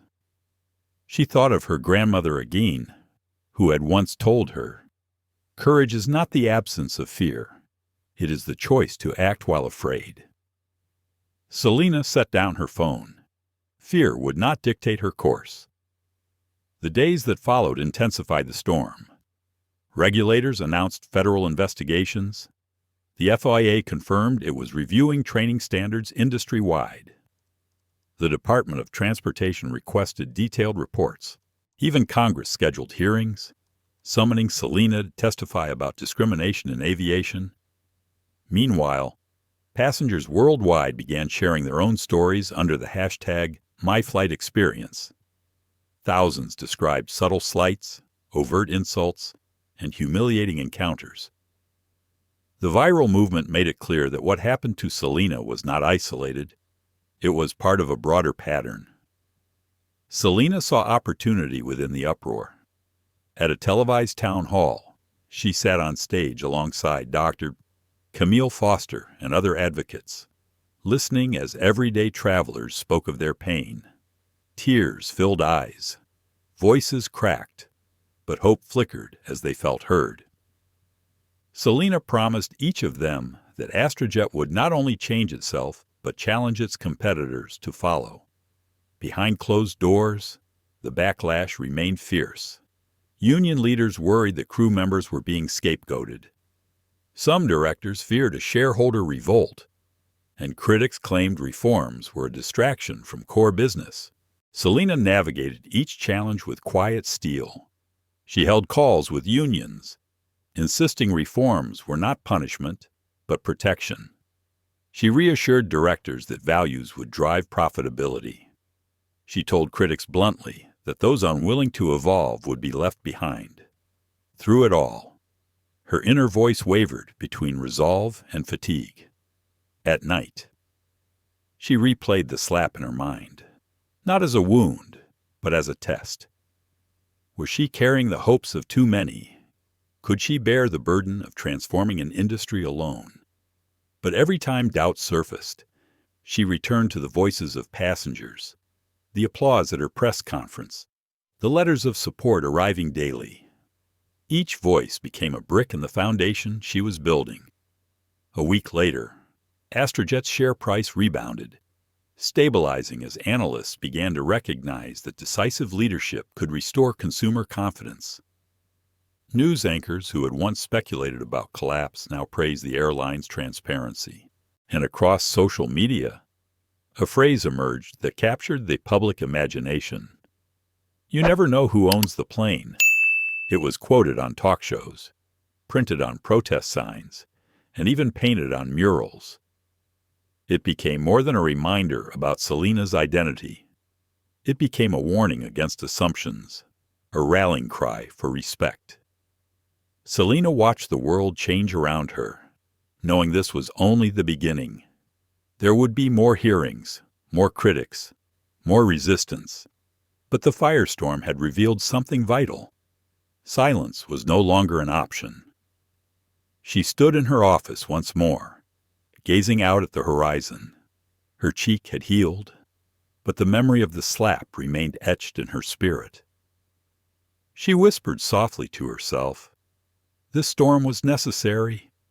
Now comes the rebuilding, and with that..." She turned back to her desk, ready for the next battle. The marble corridors of Capitol Hill carried an energy Selena Armand could feel the moment she stepped inside. Cameras tracked her every movement as she walked past reporters crowding the steps. The air was crisp, the kind of autumn morning that seemed to sharpen every detail, every stare. Her navy suit was deliberately simple, her hair tied back, her expression calm but resolute. She knew today was not just about her story. It was about every passenger who had ever been made invisible. The House Committee on Transportation and Infrastructure had convened a hearing titled "Equity and Safety in the Skies." The name alone carried weight. It suggested that what had happened on Flight 827 was not just a human failing, but a systemic flaw tied to the safety of aviation itself. Selena's counsel, Isabella Crane, walked beside her, whispering reminders. "Stay concise. Answer firmly. They'll try to distract you with numbers, but keep bringing it back to human dignity." Selena nodded. She already knew. Numbers mattered. Yes, but stories lived longer than statistics. Inside the chamber, rows of lawmakers faced her from elevated seats. Behind her sat advocates, airline representatives, passengers who had come to witness the historic session. Some wore pins reading "Dignity Standard Now." Others clutched signs until security asked them to set them aside. The chairperson, Representative Karen Lyle, opened the proceedings. "We are here today because a disturbing incident aboard an Astrojet Airways flight has raised urgent questions about bias, safety, and accountability in our aviation system. We welcome Dr. Selena Armand, CEO of Astrojet, who has agreed to testify." Selena rose, raised her right hand, and swore the oath. Her voice carried without trembling. The first questions were straightforward. Representative Lyle asked her to describe the incident. Selena spoke with precision, recounting Corinne Voss's suspicion, the demands for extra identification, the escalation by Victor Hale, and finally, the slap. The room fell into a heavy silence when she said the words, "She struck me across the face in front of 50 passengers." Lyle's brow furrowed. "And you were in your assigned seat, ticket verified?" "Yes," Selena replied, "multiple times. Yet my presence was deemed suspicious because I did not fit their image of who belongs in first class." Other lawmakers followed. Some offered sympathy. Others pressed for policy details. Representative Daniel Briggs leaned forward. "Dr. Armand, critics say this was an isolated incident involving one employee. Why should Congress treat it as systemic?" Selena held his gaze. "Because I was not alone. Since the incident, over 40,000 passengers have submitted accounts of discrimination under the hashtag MyFlightExperience. Stories of being denied upgrades, ignored by staff, assumed to be in the wrong seat, even removed from planes. If 40,000 voices are calling out the same storm, it is not weather, it is climate. A murmur of agreement swept through the gallery. Representative Elaine Morgan asked about safety. How does bias connect to aviation safety? Selina did not hesitate. When employees act on prejudice, they waste time on false threats while ignoring real ones. If crew believes someone is a problem passenger based on appearance, their judgment in emergencies is compromised. Bias is not just unjust, it is unsafe. Applause erupted from the gallery until the chair pounded the gavel for order. As the hearing stretched on, some lawmakers grew adversarial. Representative Charles Dempsey leaned back with folded arms. Dr. Armand, you revealed your identity as CEO only after the confrontation. Some say you used your power to embarrass your employees. How do you respond? Selina inhaled slowly. This was the trap Isabella had warned her about. She steadied her voice. I revealed my role only after being assaulted. Until then, I wanted to experience the airline as any other passenger would. And what I experienced was humiliation and violence. If my position embarrasses anyone, it is only because it exposes how they treated someone they assumed had none. Even Dempsey's expression softened at that. Cameras captured every word, already spreading across live broadcasts. The final moments of Selina's testimony became the heart of the hearing. Representative Lyle asked, What do you believe Congress should do? Selina looked across the room, not at lawmakers, but at the passengers seated behind them. We need federal standards. Every airline should be required to train staff in bias awareness, empathy, and de-escalation. There must be independent reporting systems with federal oversight, not left to airlines to bury. And penalties should be clear loss of routes, fines, or suspension of operating certificates for repeated violations. Because until discrimination carries real consequences, it will continue. Her words echoed through the chamber. Some lawmakers nodded gravely, others scribbled notes. After hours of questioning, the chair thanked her for her courage. Dr. Armand, your testimony will help guide future legislation. This committee stands adjourned. Selina left the chamber to a barrage of flashes and microphones. Do you think new laws will pass? A journalist shouted. Selina paused briefly at the steps, her face steady. That depends not just on Congress, but on every citizen who refuses to fly in silence. I gave my testimony. Now the country must give its answer. That clip aired on evening news cycles across the nation. It was replayed in living rooms, on social feeds, and in classrooms where teachers used it as a spark for discussion. Commentators compared her calm authority to other historic testimonies that had shifted culture. Yet the battle was far from over. Inside AstraJet's executive offices, tensions ran high. Some board members worried about regulation strangling profits. Lawrence Whitfield, the chairman, called Selina late that night. You made history today, he said, his voice deep with respect. But you've also painted a target on this company. Competitors will use this against us. Regulators will squeeze harder. Investors are nervous. Selina leaned back in her chair, exhaustion pressing at her temples. Then let them. We cannot hide from what's true. If being honest costs us contracts in the short term, so be it. In the long run, dignity will prove to be our advantage. There was a long pause. Finally, Whitfield replied, I believe you, and I will stand with you, but be prepared. The next phase will be harder. Selina hung up and sat in the quiet of her office. She stared at the city lights, thinking of her grandmother's words again. Every generation faces a moment when silence is no longer possible. She realized this was hers. In the weeks that followed, hearings continued. Senators demanded answers from other airlines. CEOs were called to testify, some stumbling over prepared lines, others dodging responsibility. Selena's words were quoted back to them, raising the bar for every response. The media frenzy refused to fade. Editorial boards debated whether the dignity standard should become law. Advocacy groups pushed for sweeping reform.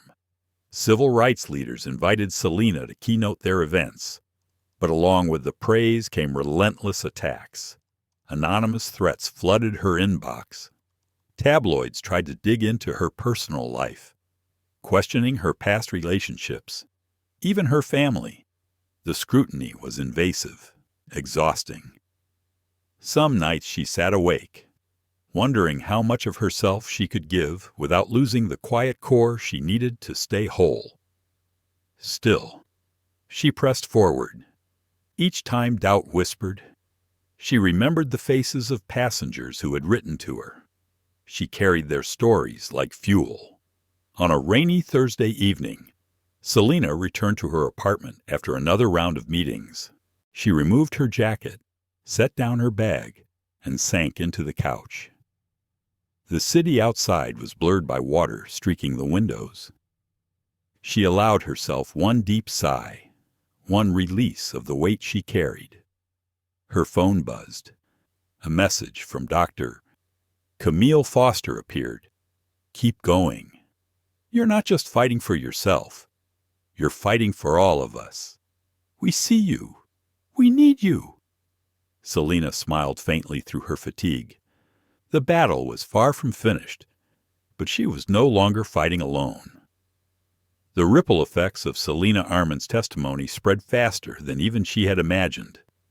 Within weeks, major newspapers ran front-page stories, not just about Flight 827, but about a troubling pattern across the airline industry.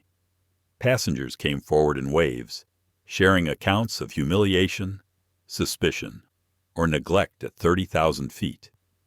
What had once been whispered among friends or grumbled about in private was now headline news. Competitors who had initially tried to distance themselves from Astrojet quickly realized they were not immune. United Dominion Airlines faced viral outrage when a black professor was told she did not look like a first-class passenger. Horizon Airways saw boycotts after video surfaced of an Asian family forced to deplane because a crew member misread their tickets. The phrase "dignity in the skies" became a rallying cry, and every airline's treatment of passengers came under scrutiny.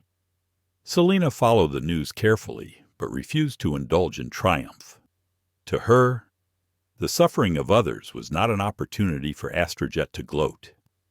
It was evidence of a disease running deeper than one airline, one incident, or one flight attendant. She gathered her executive team in Astrojet's glass-walled headquarters and spoke with quiet authority. This is not about branding. It is not about competitors failing while we succeed. This is about an entire industry confronting its blind spots. If we lead with integrity, others will be forced to follow. If we fail, then nothing changes. Her team listened intently. Darren Wells, the communications director, warned that some airlines were preparing smear campaigns to paint Astrojet as reckless or opportunistic. They will say you orchestrated this to gain advantage. They will say you exaggerated for personal power. Selena clasped her hands on the table. Then let our actions answer them. We are not running from scrutiny. We are inviting it. The boldness of that statement left the room silent. Isabella Crane, her counsel, nodded slowly. Then we should prepare to release every detail of our reforms. Transparency will be our shield. So Astrojet did something unprecedented. They opened their internal training modules to the public. They released quarterly reports on discrimination complaints, resolutions, and penalties. They invited civil rights groups to sit on advisory panels with real authority to demand changes. What had once been locked behind corporate doors was now accessible with a click. The media hailed it as the Astrojet blueprint. Competitors grumbled, but scrambled to imitate it, knowing passengers would demand the same. Investors initially panicked at the cost of reforms, but soon noticed something striking. Bookings at Astrojet surged. Surveys showed passengers trusted them more than any other airline. By choosing to face discomfort head-on, Astrojet had turned accountability into loyalty. Yet the storm was far from gentle. At industry summits, rival CEOs confronted Selina with veiled hostility. One evening in Chicago, she attended the Global Aviation Forum, where executives gathered for closed-door debates. The atmosphere was thick with cigar smoke and tension. Gregory Dane, CEO of Horizon Airways, approached her during a break. His smile was thin, his voice dripping with disdain. "You've made us all look like villains. Selina, congratulations.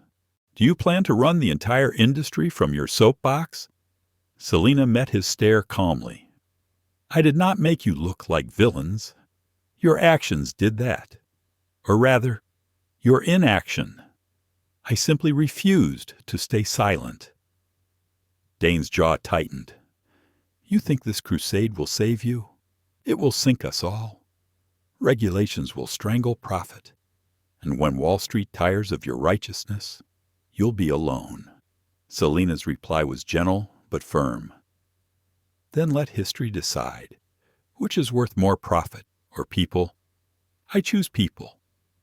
The conversation circulated quickly among attendees, further elevating her image as a moral force. To some, she was a hero. To others, a dangerous disruptor. But no one could ignore her. Meanwhile, within Astrojet, employees began to feel the shift. Flight attendants reported that training sessions on bias and empathy were unlike anything they had experienced. Instead of lectures filled with legal jargon, they engaged in role-playing, confronting uncomfortable truths about assumptions. Some cried, others confessed their past mistakes. A culture of accountability began to take root, slowly but unmistakably. Selina made it a point to attend some sessions in person, listening more than she spoke. She wanted her staff to see that reform was not a memo handed down from an ivory tower, but a commitment lived by leadership. One evening, after sitting through a particularly emotional workshop, a young flight attendant approached her. "Dr. Armand," the woman said softly, "I used to think first class was about protecting the image of the airline. Now I understand it is about protecting the dignity of every passenger. Thank you for showing us that." Selina's throat tightened, and she placed a hand gently on the woman's shoulder. "Thank you for being willing to see. That is where change begins." But as momentum built, backlash grew. Online trolls targeted Selina, questioning her motives, twisting her words, even spreading fabricated stories about her family. Late-night hosts joked about airlines handing out therapy sessions instead of peanuts. Editorials accused her of politicizing travel. The pressure was relentless. At night, when the cameras were gone and her apartment grew quiet, Selina wrestled with doubt. Was she asking too much of an industry built on margins and speed? Was she exposing her company to ruin by opening it to constant scrutiny? She thought of her grandmother again, and of the invisible weight carried by passengers who had no platform. She reminded herself that courage was not the absence of doubt, but the decision to act despite it. One evening, she called Lawrence Whitfield, the board chairman. "Are we risking too much?" she asked quietly. Could all of this collapse under the weight of its own ambition? Whitfield's voice came steady over the line. "Selina, revolutions always look reckless until they become the new standard. Stay the course. You are not just steering a company, you are shaping history. The reassurance steadied her, but she knew the road ahead was not hers alone. She began to form alliances.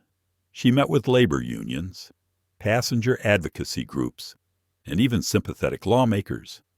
Together, they drafted what became known as the Dignity in Aviation Act, a proposed federal law mandating reforms across the industry. The bill faced fierce opposition from lobbyists, but it gained public traction. Television cameras captured passionate debates on the Senate floor. Senators quoted Selena's testimony. Passengers who had once felt voiceless now filled hearing rooms, sharing their stories with lawmakers. Slowly, momentum built. Selena watched it all unfold with cautious hope. She knew legislation was slow, often diluted by compromise. But even the debate itself was progress. It forced an industry that had hidden behind glamour and efficiency to confront its failures. In the meantime, Astrojet continued to soar. Passenger satisfaction reached record highs. Complaints dropped dramatically. Employees who once feared speaking out now reported misconduct confidently, knowing it would be addressed. Yet Selena remained vigilant. She knew culture could not be changed by a single policy or a single leader. It required vigilance, persistence, and humility. It required voices beyond her own. One afternoon, she sat in her office surrounded by letters from passengers. Some shared gratitude, others shared pain. She read them all carefully, underlining sentences, noting patterns. In the quiet of that moment, she felt the weight of responsibility but also the clarity of purpose. The fight was not over, but it was no longer hers alone. An industry had been shaken, a movement had begun, and the skies would never look the same again. The winter air in Washington carried a chill as Dr. Selena Armand walked onto the stage at the National Civil Rights Museum's annual summit. The auditorium was filled with activists, business leaders, students, and ordinary travelers who had come to hear from the woman whose name had become synonymous with dignity in the skies. 6 months had passed since Flight 827, yet the scar on her cheek still lingered faintly, a reminder she refused to conceal. The audience rose to their feet in thunderous applause. Cameras flashed. The hush that followed was thick with anticipation. Selena stood at the podium, hands resting lightly on the edges, her gaze steady and calm. "When Corinne Voss struck me on that plane," she began, her voice firm yet gentle. "She thought she was putting me in my place. What she really did was reveal the choice we all face every single day." The room fell completely silent. Every ear strained to hear each word. Selena's tone was not bitter. It was resolute, carrying the weight of someone who had endured humiliation, yet chosen to build something greater from it. Every time you witness injustice, you choose. Every time you see someone judged by the color of their skin, by the cut of their clothing, by the accent in their voice, you choose. You can remain silent, or you can speak up. You can preserve the status quo, or you can demand change.